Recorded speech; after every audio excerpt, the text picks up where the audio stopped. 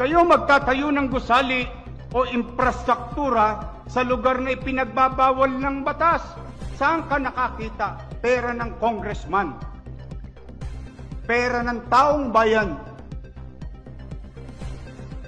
Magpapatayo ng barangay hall sa bangketa. Kala ko ba tagagawa kayo ng batas?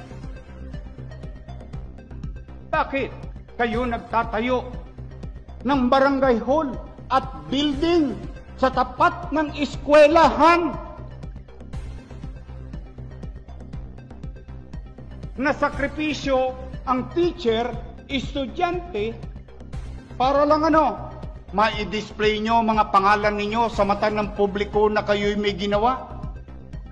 Pero ikinarga ninyo sa bangketa where you know very well roads, alleys, and boulevards and avenues are beyond the commerce of men.